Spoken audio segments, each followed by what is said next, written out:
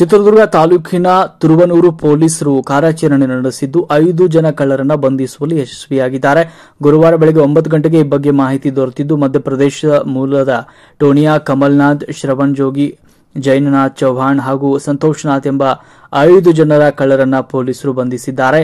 ಈ ಸಂದರ್ಭದಲ್ಲಿ ಚಿಕ್ಕಗೊಂಡನಹಳ್ಳಿ ಗ್ರಾಮದ ರವಿಕುಮಾರ್ ಎನ್ನುವರು ಸೆಪ್ಟೆಂಬರ್ 2ರಂದು ರಾಷ್ಟ್ರೀಯ ಹೆದ್ದಾರಿ 50ರಲ್ಲಿ ಟ್ರಕ್ ಟರ್ಮಿನಲ್ ಬಳಿಯ ತಮ್ಮ ಜಮೀನಲ್ಲಿ ಕೆಲಸ ಮಾಡ್ತಾ ಇದ್ದು, ಕೆಲಸ ಮುಗಿಸಿ ಮಧ್ಯಾಹ್ನ 1 ಗಂಟೆಗೆ ವಾಪಸ್ ಮನೆಗೆ ಹೊರಟಿದ್ದು, ಈ ವೇಳೆ ಕಾರ್ನಲ್ಲಿ ಸಾಧುಗಳ ವೇಷದಲ್ಲಿ ಬಂದ 5ರಲ್ಲಿ ಕಾರಿನ ಚಾಲಕ ಬಿಟ್ಟು ಇನ್ನು 4 ರವಿಕುಮಾರ್ ಅವರ ಬಳಿ ಬಂದಿದ್ದು ಜಮೀನಿನ ಮೆಕ್ಕೆಜೋಳ ತೆನೆ ಮುರಿದುಕೊಳ್ತಾ ಇದ್ದು, ಈ ವೇಳೆ ಹಿಂದಿಯಲ್ಲಿ ಮಾತನಾಡ್ತಾ ಇದ್ದ ಸಾಧುಗಳು ರವಿಕುಮಾರ್ ಅವರಿಗೆ ಭವಿಷ್ಯ ಹೇಳುವುದಾಗಿ ನಂಬಿಸಿ ಬೇಡ ಅಂದ್ರೂ ಕೂಡ ಅವರ ಕೈ ಮೇಲೆ ರುದ್ರಾಕ್ಷಿ ಹಾಗೂ ₹5 ಕಾಯಿನ್ ಇಟ್ಟು ರವಿಕುಮಾರ್ ಅವರ ಕೈನಲ್ಲಿದ್ದ 5 ಗ್ರಾಂ ತೂಕದ ಬಂಗಾರ ಉಂಗುರವನ್ನು ಎಗರಿಸಿದ್ದು, ಅದರಲ್ಲೊಬ್ಬ ಸಾಧು ಪೌಡರ್ ಒಂದನ್ನು ರವಿಕುಮಾರ್ ಅವರ ಹಣೆ ಮೇಲೆ ಹಚ್ಚಿದ್ದು ಈ ವೇಳೆ ಬಂದಂತಾಗಿದೆ.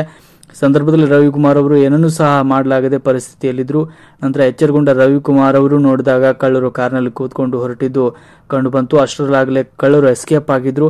ಇನ್ನು ಈ ಬಗ್ಗೆ ಪ್ರಕರಣ ದಾಖಲಿಸಿಕೊಂಡಿರುವ ತುರುವನೂರು ಠಾಣೆ ಪೊಲೀಸರು ಆರೋಪಿಗಳ ಪತ್ತೆಗೆ ಬಲೆ ಬೀಸಿದ್ರು.